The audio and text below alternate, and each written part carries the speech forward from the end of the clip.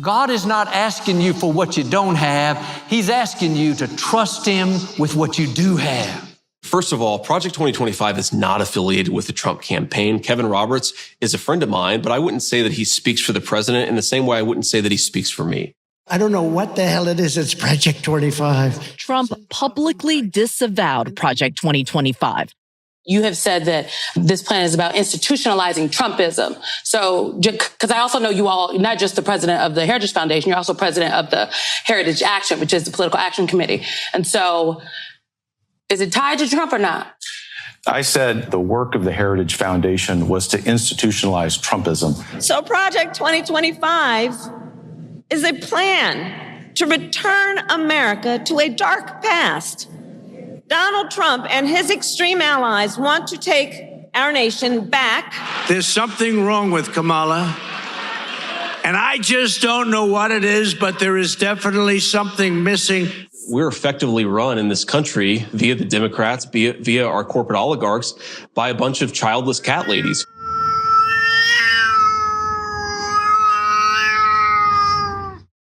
In this edition of Women Rising Radio, we hear from Andra Watkins, a New York Times bestselling author who grew up in a small town in South Carolina and was schooled in televangelist Jerry Falwell's Moral Majority, a Christian nationalist movement.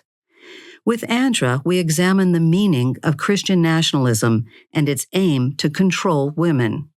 We unpack the now infamous Project 2025 manifesto, which Andra sees as a Christian nationalist plan to take over the United States government.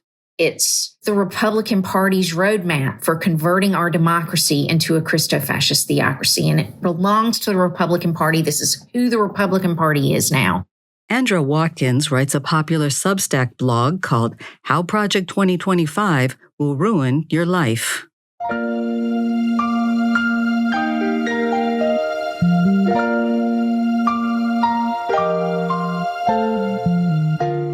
Andra Watkins grew up in rural South Carolina and was raised in a Christian nationalist family. She is well versed in the doctrine of the moral majority, a fundamentalist social movement. I spent 13 years in a school and church that was part of Jerry Falwell Sr.'s moral majority movement during the 70s and 80s.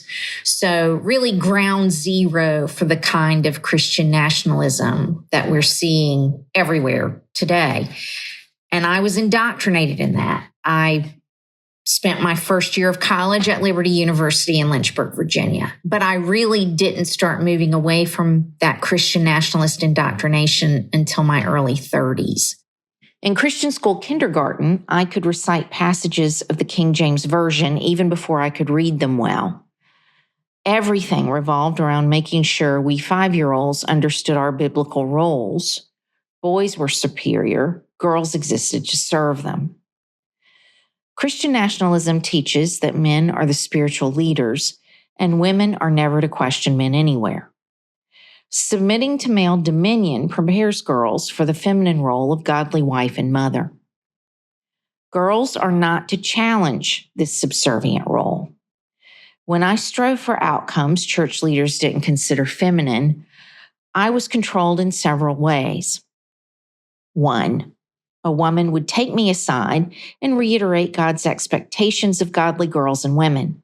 This often involved being told things didn't happen the way I said they did. I was exaggerating or being dramatic. 2, a man would confront me about my attitude problem or the sin of ambition and wanting things for which God didn't deem women worthy. I would be reminded that men didn't find such women attractive or appealing. If I ever hoped to get married, the only reason I existed, I needed to ask God to make me even more humble, pliant, and demure. 3, I would be punished and or made a public example, which usually involved people laughing and mocking me or telling me to know my place and stay in it. If I reacted with anything other than emotionless acceptance, I was branded hysterical or a drama queen or ridiculous or an embarrassment to my parents or difficult. 4, more than once, I was forced to watch a boy be given something I worked for. To prove I'd prayed about my bad attitude, I was compelled to do the work to make sure that boy looked good in the role and receive the credit. This is not about educating young people. It is control via psychological manipulation and narcissist abuse. It is truly sad that Christian nationalism has been more effective teaching people how to inflict psychological abuse than at building faith. When I was a teenager and having horrible cramps with my period that I didn't even understand were connected to reproduction because I couldn't learn about sex because then I might want to have it and that's terrible.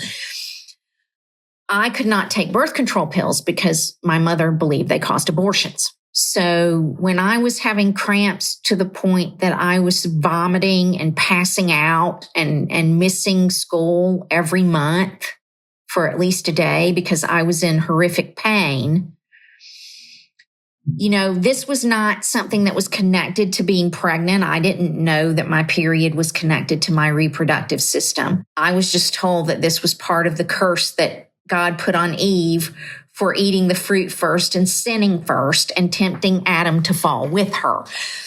So, it was just part of what women had to suffer because, women were such temptresses who made men do that. So I went on hormonal birth control before I married my good Christian husband, and he turned out to be emotionally abusive. He was starting to be somewhat physically abusive when we separated. And I thought that was all my fault. I just wasn't being a godly enough Christian wife. I was making him unhappy. I deserve this behavior. That's a lot of what women in these kinds of relationships are taught in that world. So it took a friend taking me aside and saying, I don't want to visit you in the ICU the next time I see you, or worse. And then right after that we had an episode with a gun that he pulled out. So one of the reasons I decided to start speaking out about my own experience was because I don't want to see a whole generation of people in the United States be forced to live under these theocratic laws like I grew up and have so much of their opportunity and their agency taken away from them. And the resulting mental illnesses and psychological damage that this kind of stuff causes.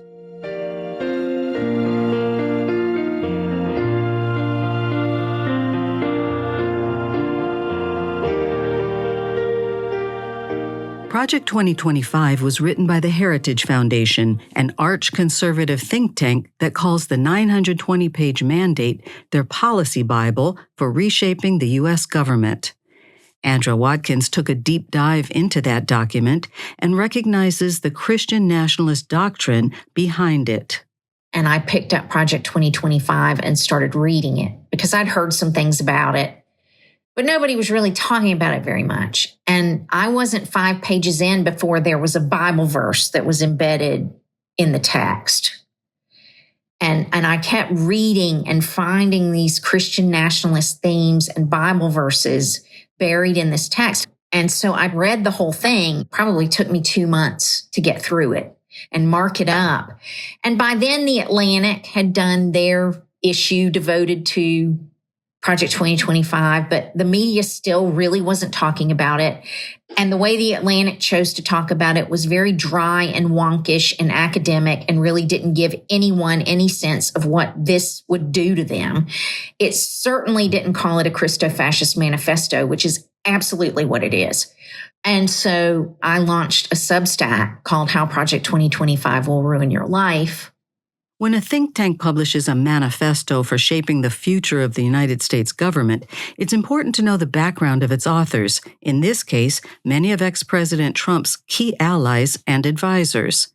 Andra Watkins did a thorough investigation into who wrote Project 2025. I did a very detailed public Google spreadsheet where some readers helped me, and we researched close to 250 of the people who contributed to Project 2025. Not the main listed authors, but almost 250 people contributed.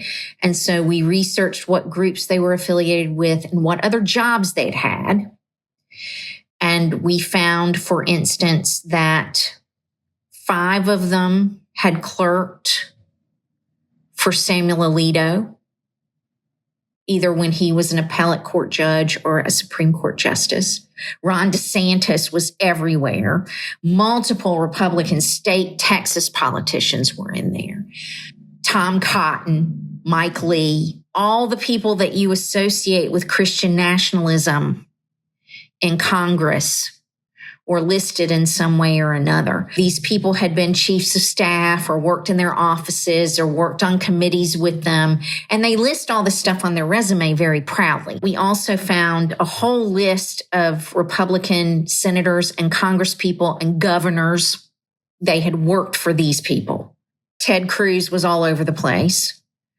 Mike Johnson, Josh Hawley, Kristi Noem, South Dakota. It's drawn up by people who are deeply and profoundly tied to the Christian nationalist Republican Party.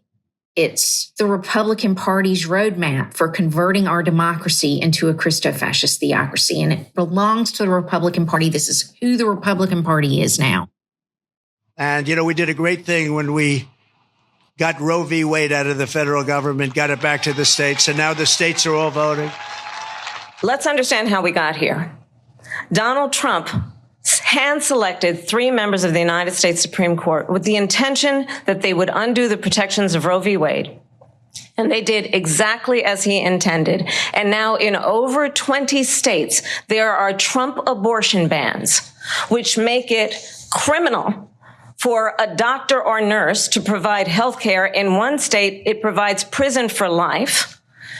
Trump abortion bans that make no exception even for rape and incest, which understand what that means. A survivor of a crime of violation to their body does not have the right to make a decision about what happens to their body next. That is immoral. Reproductive rights for women are under attack in the United States. Christian nationalist doctrine forbids abortion, even in cases of rape or incest, and promotes a nationwide ban on most forms of birth control. Andra Watkins explains how Project 2025 would mandate those core tenets, further eroding the separation of church and state. It is a Christian nationalist charge to make our laws match their interpretation of God's law. So you see a great example of that nationwide with abortion bans. Christian nationalists believe that the Bible condemns abortion, even though it never says the word abortion, but they cobble this argument together. So when Christian nationalists passed abortion bans, they legitimately believe that once sperm meets egg and fertilizes it, that is a real human being. And so that's why they want abortion to be banned from fertilization. That's why they would go after something like hormonal birth control, which they've already started, because they believe hormonal birth control creates a hostile environment in the womb so that these fertilized zygotes cannot implant themselves. So they believe that is murdering a human being. And I believe this Christo-fascist thinking of abortion as murder is a really convenient way for them to control people. I believe that they really care about white replacement and want more white women to have children. Based on her upbringing in the moral majority movement, Andra connects Christian nationalism to white supremacy. She explains how the two ideologies are used to justify horrific policies like slavery. Christian nationalists have 7 core beliefs that they cling to. The first is that America was founded as a Christian nation and a white Christian nation because the people who came here fleeing persecution in Europe were white people. So they align really nicely with white supremacists because they are white supremacists. Many of them teach from their pulpits the curse of Ham or curse of Ham's son doctrine that plantation owners in the South before the Civil War used to justify enslaving people, which was that God cursed colored peoples for sin that Ham's son committed. And so for all time, colored peoples were inferior because they were cursed by God. So my pastor growing up actually taught that from the pulpit. And many Christian nationalists believe that. Leading up to the 2024 presidential election, voters and politicians attempted to figure out what Project 2025 really says about abortion and reproductive care. While there is no outright nationwide abortion ban proposed in Project 2025, the document states on page 450 that the principal goal of the U.S. Department of Health and Human Services should be, quote, protecting life, conscience, and bodily integrity. It mandates that Health and Human Services should, quote, pursue a robust agenda to protect the fundamental right to life. Right to life and pro-life are bywords of the anti-abortion and anti-birth control movements. Project 2025 also calls for defunding Planned Parenthood. Millions of women access routine health care through Planned Parenthood. Its abortion services are a small percentage of what it offers to women. Anti-choice activists have been working to ban the use of mifepristone, the first of two pills taken together to terminate a pregnancy in the first 11 weeks. This medication, known as the abortion pill, accounted for about 65% of terminated pregnancies in 2023. The Project 2025 mandate calls for the Justice Department to block all birth control methods by enforcing the Comstock Act of 1873, which bans sending so-called obscene materials through the mail. Pro-choice activists oppose using a 150-year-old law to classify birth control as obscene. Project 2025 would also withhold federal money from states that don't report to the Center for Disease Control, or CDC, on how many abortions take place within their borders. Andra Watkins says that kind of surveillance of women and healthcare providers runs contrary to traditional Republican values of keeping the government out of one's personal business, but not when it comes to women's health. They believe that sexual immorality, as they define it, causes God's judgment on a whole society. Two people fornicating who aren't married causes God to judge the whole people. And so they don't believe that sex and sexual situations are things that should be private. They believe they have a right to be in our bedrooms and in our back seats. Project 2025 would prohibit abortion training for doctors and nurses, putting women's lives at risk in the case of miscarriage and other complications. So the language of Project 2025, while not stating openly that abortion will be banned, outlines a clear strategy for getting rid of it nationwide. They really do want Christian women, these young Christian women, to just get married and start having babies. You know, women don't need educations because they just need to be godly Christian wives and mothers. That's what I was taught. Speaking of education, Project 2025 has explicit plans to eliminate the U.S. Department of Education. It would also axe the Head Start program, which provides preschool for low-income families, benefiting some 800,000 children ages 3 to 5 each year. Cutting Head Start would drastically reduce access to childcare and other services that allow parents, especially single mothers, to go to work and support their families. Andra Watkins tells us that Project 2025 would also implement a Christian nationalist curriculum. The mainstream media has made a lot of their wanting to do away with the Department of Education and send the control of education to the states. What they haven't talked as much about is their ultimate goal to make all education in this country Christian nationalist religious indoctrination from pre-K, paid for by the taxpayer. So that's their ultimate goal. And that's what red states are already doing. They allow vouchers. They're so big on vouchers because that's one way to rob public schools of money and defund them and give money to religious Christian private schools. And who cares about the people in these public schools who can't get educated because of that? Because, in the South, they're all Black anyway, so who cares about them? It is frightening that states like Texas and Florida are doing everything they can to push Christian nationalist indoctrination into public schools, that Louisiana wants to force every public school child to see the Ten Commandments, or that Oklahoma's superintendent of education is requiring a copy of the Bible in every public school classroom. Christian nationalist Republicans won't stop until every young mind is as controlled as mine was, complete with the psychological damage, physical violence, and broken lives it creates.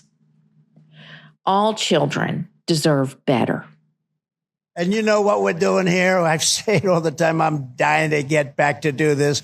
We will ultimately eliminate the federal Department of Education and send education back to Wisconsin and back to the states. Regarding both education and labor, Project 2025 advocates for the strict observance of Sunday as the Sabbath. It would promote religious education and observance in the workplace and give preference to families where there is a man doing family-supporting work and a woman who is a stay-at-home mother.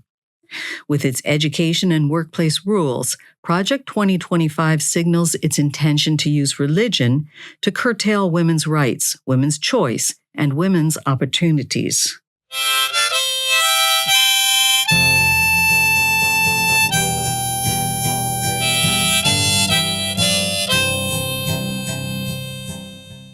Project 2025 mandates tight controls over the media and journalists, criminalizing press leaks and whistleblowing.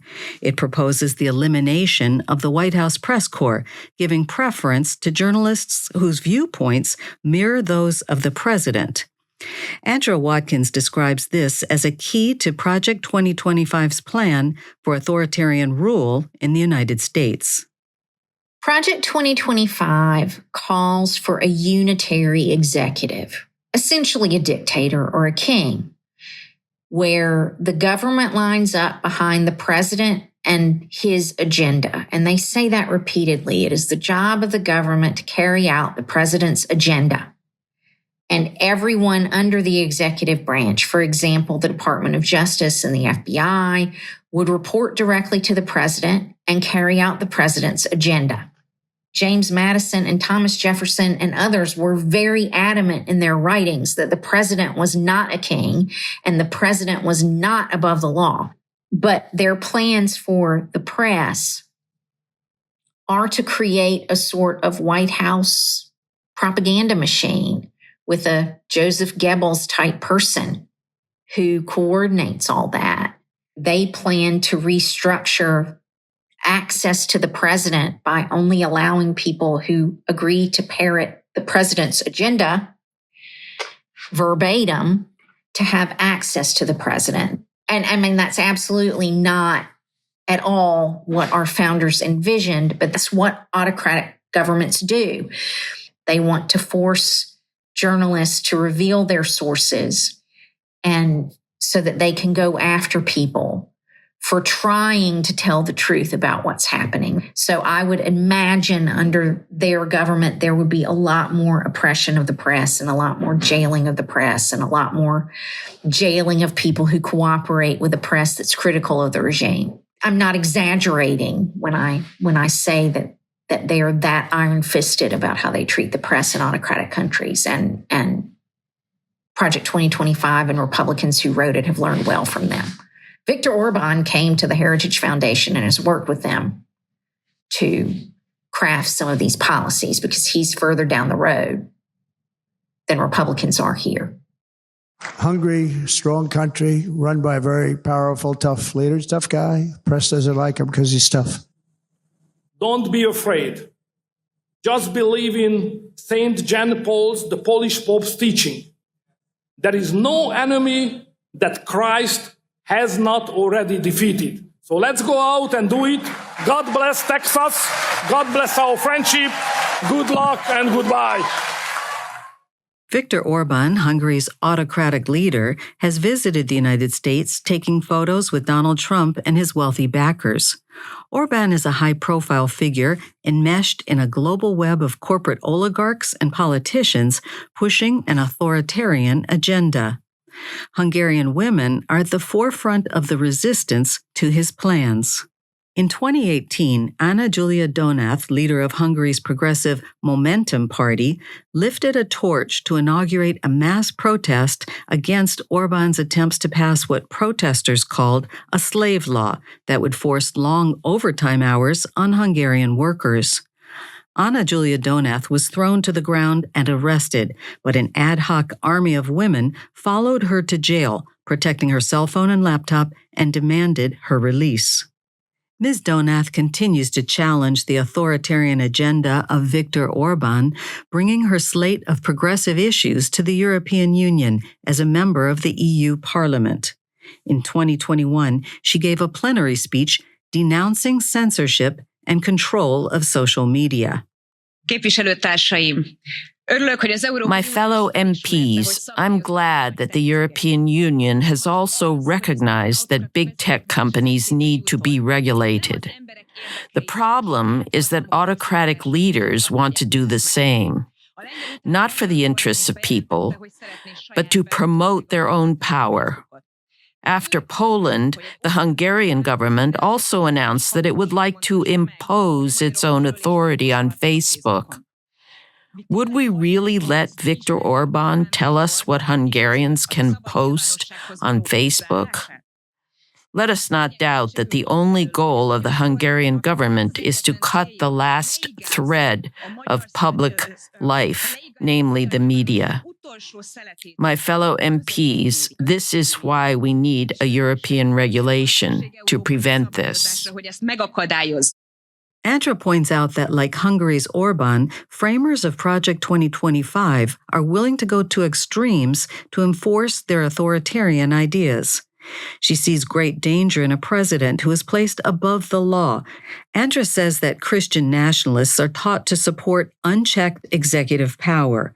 She warns that some may even be willing to use violence to establish autocratic and theocratic rule. I remember sitting in a pew when I was in elementary school and hearing my pastor say, the government is trying to shut down churches and is persecuting us and is going to tell us that we cannot worship Jesus the way we want to. And someday, dear people, you might have to take up arms and kill your fellow Americans for your right to worship Jesus. And I remember sitting there thinking, I was probably like 8 years old, thinking, some of my family members, extended family members aren't Christians. Am I going to have to kill them? What does this mean? I don't understand. But you think about all the people in America who sat in those pews for 50 years, who did not take off-ramps and leave that environment when they were given off-ramps.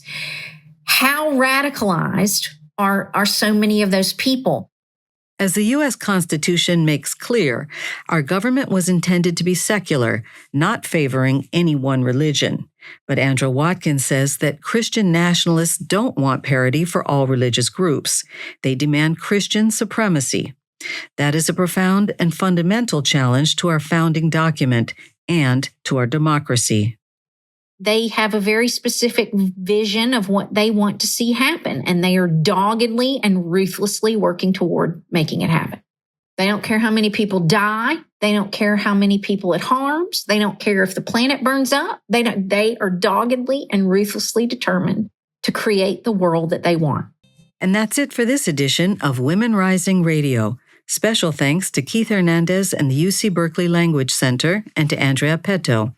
News courtesy of CNN, Fox News, MSNBC, and Democracy Now!